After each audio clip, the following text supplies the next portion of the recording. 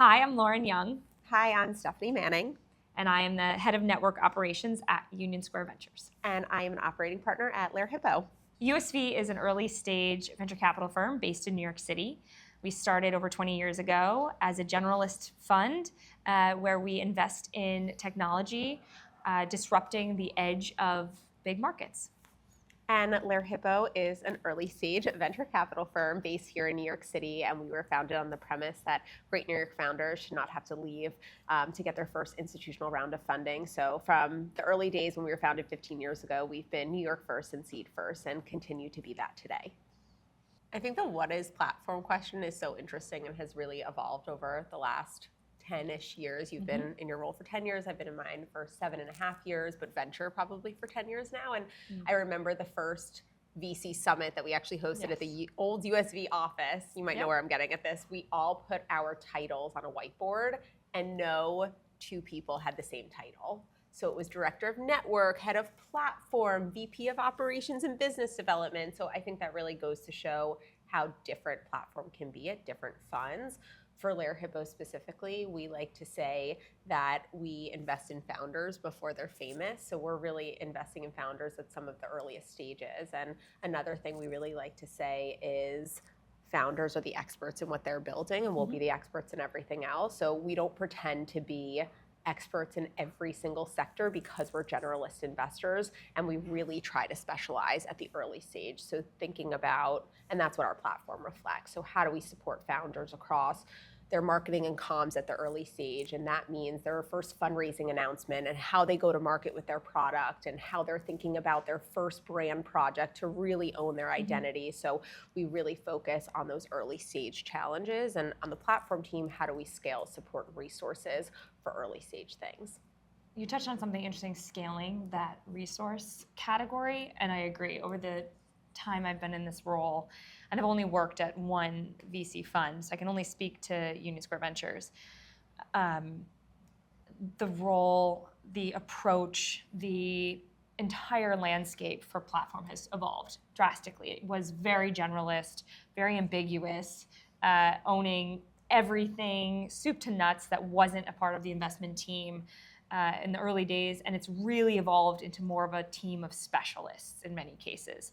That's not the case at USV. We are still a team of one, and we still leverage the power of our network and really try to have that bottom-up approach to leveraging the knowledge, the resources, the human capital inside our broader network to then serve its members and to really feel like that trusted space that you can turn to. With that being said, now many teams are talent, comms and marketing, PR, thinking about how to really be that subject matter expert for your founders, to helicopter in potentially to really help them through those moments. I think the landscape has changed drastically. And one way we approach network is as a team of one, rather than boiling the ocean and attempting to be this catch-all for our founders and our teams, how do we aggregate and surface that subject matter expert across our network and our broader community to then feed that back to the founders so that they can get that quickly, efficiently, and not have myself or my colleagues be the bottleneck. I think it's so interesting because I feel as if USV and LH are similar with some of our outlooks to platform. I think we come in a little bit earlier from just like investment timeline than you guys do, but I feel like we focus on the big moments and we focus on the network effects and community. And I think both of our firms take this approach of there is, at least I don't want to speak for USV, but speaking for Lerer Hippeau, like there's so much power to our community. We have over 400 portfolio companies. We have 550 plus founders who have been part of our network. How do we harness the power of that with all of the operators in our network? I think it's like 10,000 plus operators. I know you guys talk about those numbers as well. And an example recently from our company or our portfolio is we had this really early stage company selling directly to chief people officers, chief financial officers based in the Bay Area. They were coming to New York, getting early feedback from users, and we were able to pull some of our chief people officers, CFOs for an intimate dinner. Those are going to be early customers, those are going to be early beta users, those are going to be people that are going to give product feedback and really be pivotal to, I think, this company getting off the ground. So that's how we approach it as well. And I feel like you guys do similar stuff too, which is important because we have small teams, both of us do, right? It's myself. We have a senior director of marketing communications, and we have a head of talent as well. I know you guys have someone focused on talent as well. But it's really, how do you harness the power of your portfolio for big outcomes and big moments? As much or as little as they want. Stephanie touched on it before. We do our best to let teams go. And I think, Lerer and USV are similar in that regard. We are not trying to put work on their plate. We're not trying to add to their requests and their ever-changing list of to-dos. So I think it's really up to the founder to seek us out when they need something.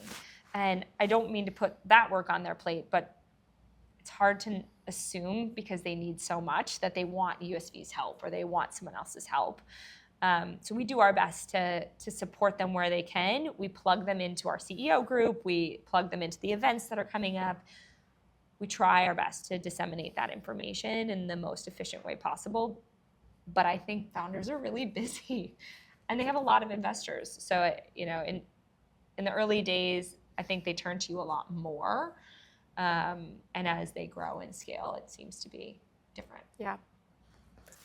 For us, we interact with founders, I think, most often and most regularly at, the pre-seed to seed to seed to Series A stage, and sometimes Series A to Series B, because that's where we're most active. Oftentimes at the seed, we're the lead investor, and we're spending the most time with them. But I think it's definitely up to the founders. We have founders who are emailing us constantly and want more handholding through things like fundraising announcements or really big hires, or connecting with specific companies for business development reasons. So we will work most closely with them. And we have founders who are, I got this, and a little more hands off. I think any investor who is creating work for founders is probably someone you don't want on your cap table. And for us, we've really tried to lay out practices and systems to really set expectations from the beginning. So we've completely overhauled our onboarding program. We have founders come into New York for a day. They meet with our team. They meet with the finance team. They meet with their lead investor. And we really set expectations from the beginning. So it sets a healthy process in terms of financials and company updates and board meetings so that they're set from the beginning. And they really understand how they can tap into our resources, what they can lean on us for, and how we can help them along the way.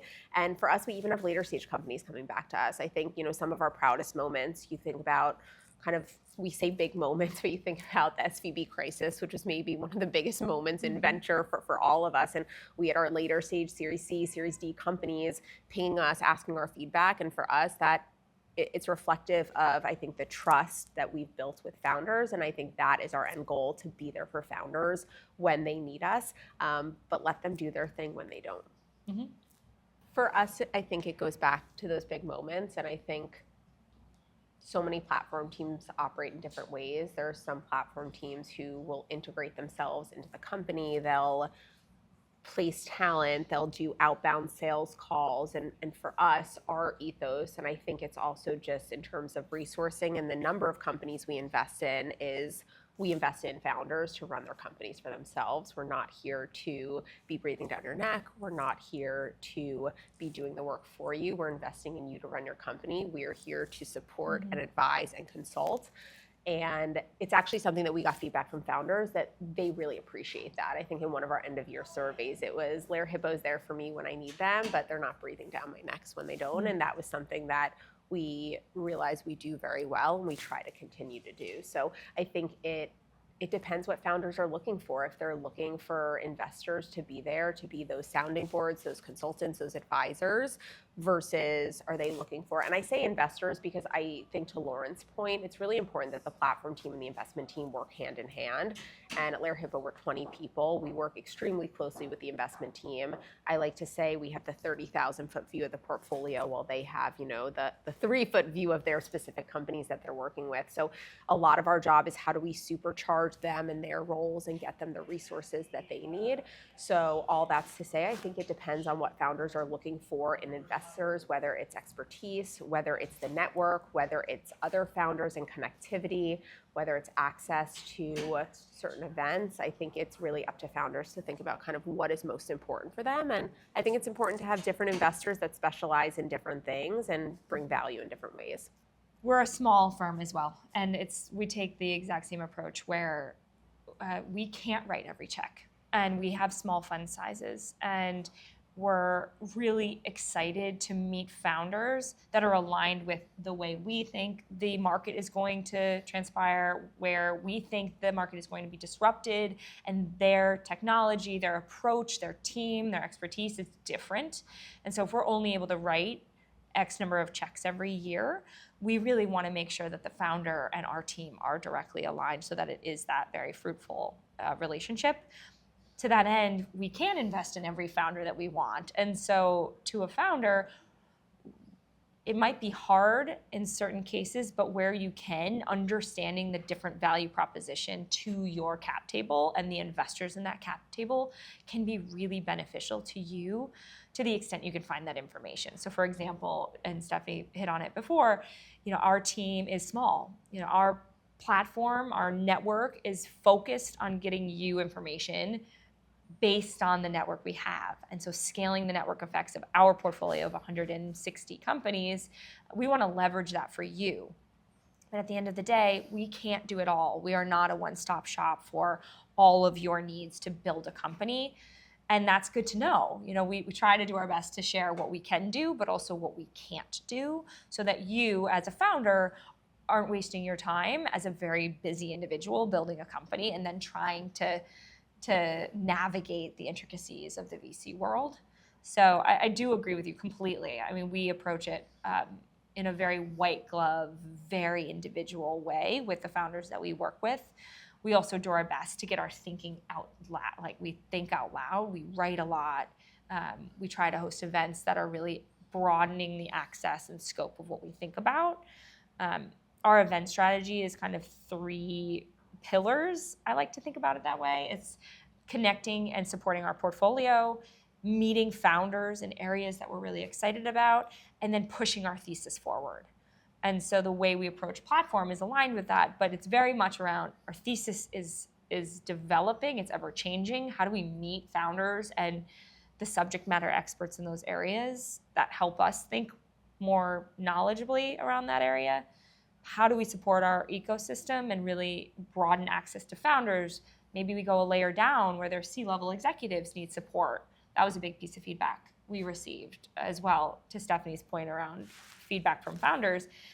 A lot of founders said, I actually have a lot of support. I would really like my CFO to gain access to peers where they can ask questions, where they can attend events. If they're the first person in command starting a business and building out the finance function, they might have a lot of questions that haven't been answered in their company. We recently launched Overheard at USV, which has been this really fun experiment my colleague Matt has been spearheading. And it's a weekly tweet thread that summarizes what we've been talking about inside USV. And it's been really fun because it's this public conversation that we're having about really big topics and kind of micro threads that we've been pulling on as an entire firm. Our events are mixed. We're doing more that are broader to the community. The biohacking demo day was an example of that. We had a lot of teams outside of our existing portfolio and network come to that. We're trying to do more of that, specifically around pushing our thesis forward. So thinking about disrupting education and the broader, education landscape and where that's developing.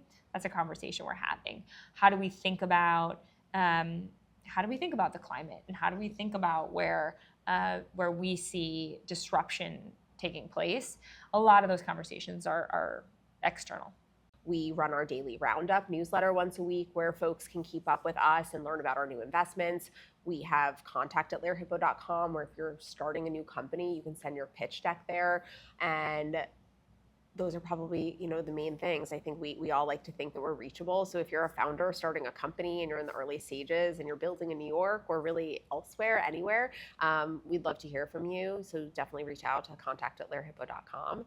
But that's probably the best way to keep up with our community.